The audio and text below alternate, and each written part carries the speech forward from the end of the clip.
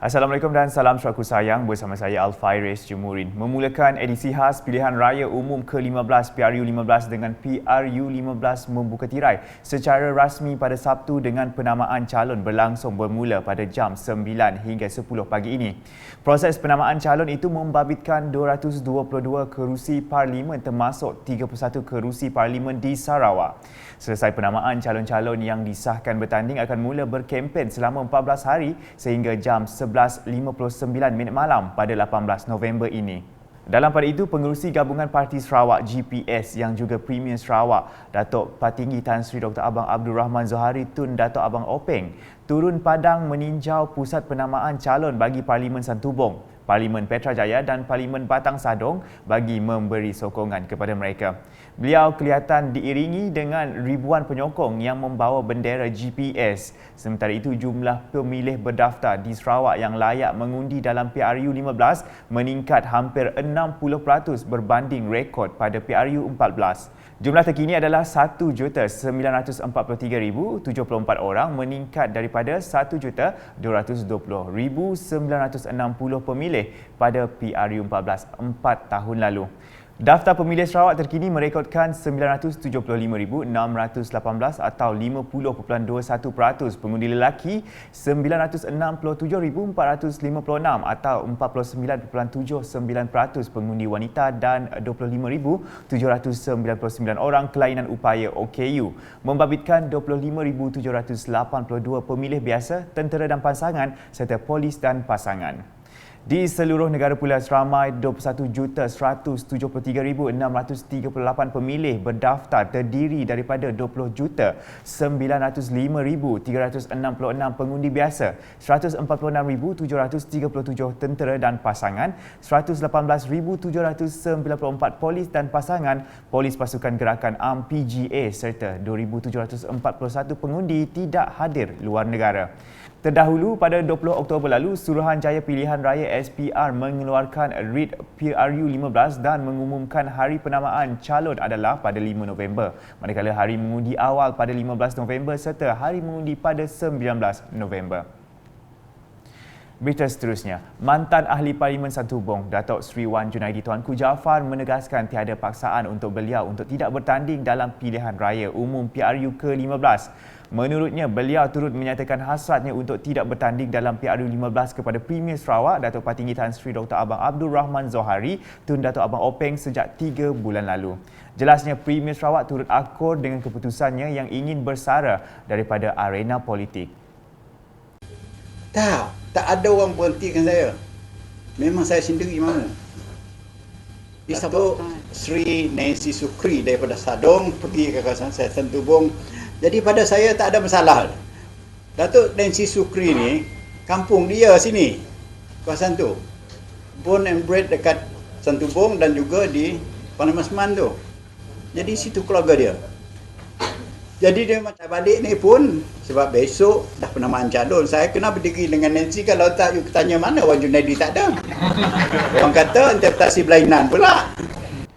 Beliau berkata demikian dalam sidang media di lapangan terbang antarabangsa Kuching pada Jumaat. Tambah Datuk Seri Wan Junaidi lagi, beliau akan hadir semasa hari penamaan calon pada Sabtu ini untuk menjelaskan kepada semua bahawa beliau akan berdiri serta akan memberikan sokongan kepada Datuk Seri Nancy Sukri untuk menang dengan cemerlang. Ujarnya, pelbagai tawaran telah ditawarkan kepadanya termasuk menjadi pensyarah, namun beliau terpaksa menolak untuk berehat seketika dan menjalani kehidupan seperti biasa.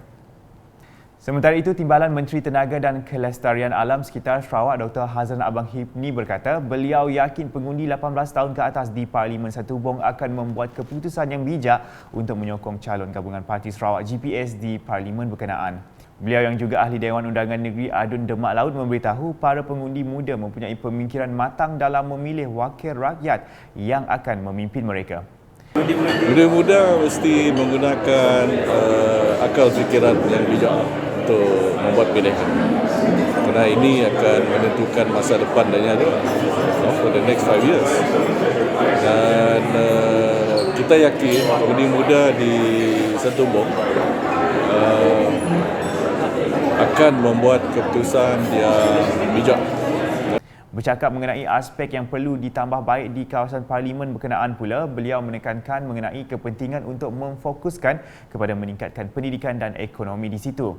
Dalam pada itu, mengenai pencalonan Menteri Pelancongan, Seni dan Budaya Malaysia Datuk Seri Nancy Shukri di Parlimen Santubong, beliau mengakui kemampuan serta pengalaman yang dimiliki oleh Datuk Seri Nancy mampu membawa pembangunan di Parlimen Santubong.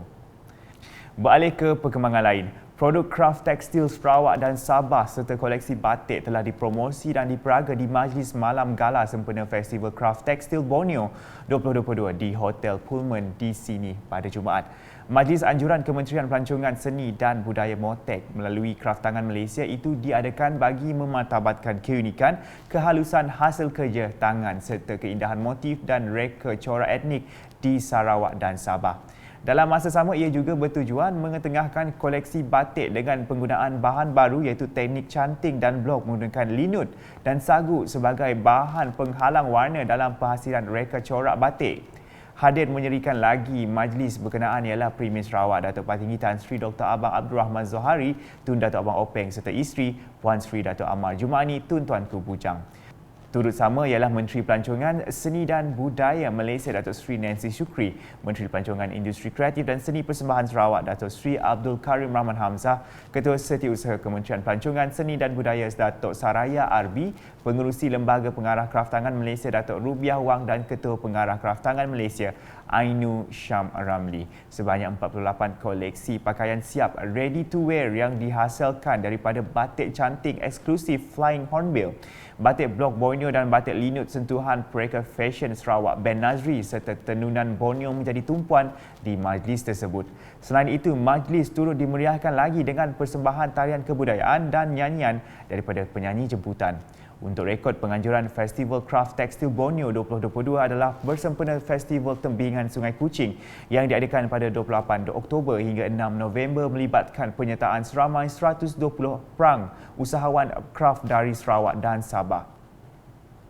Laporan seterusnya, Digital Nasional Berhad DNB kini masih dalam fasa menganalisis ketersediaan Kerajaan Sarawak untuk melangkah ke rangkaian 5G terutamanya dalam fasiliti infra telekomunikasi. Menteri Utiliti dan Telekomunikasi Sarawak Datuk Julaihi Narawi memberitahu sebanyak 82 tapak telah dikenal pasti dan pelaksanaannya akan dilakukan secara berperingkat. Jelasnya Bandaraya Kuching, Miri dan Bintulu merupakan bandar di negeri ini yang berada dalam fasa pertama rangkaian 5G manakala Bandaraya Sibu pula dalam fasa kedua. Beliau berkata demikian dalam satu kenyataan selepas sesi penglibatan dengan agensi telekomunikasi dan penyedia perkhidmatan 2022 kedua di Hotel Raya Kuching pada Khamis. Sesi penglibatan bersama agensi telekomunikasi dan penyedia perkhidmatan 2022 itu adalah susulan daripada penglibatan pertama pada Februari 2022 yang bertujuan mendapatkan maklumat terkini daripada agensi dan penyedia perkhidmatan mengenai kemajuan projek dan rancangan telekomunikasi.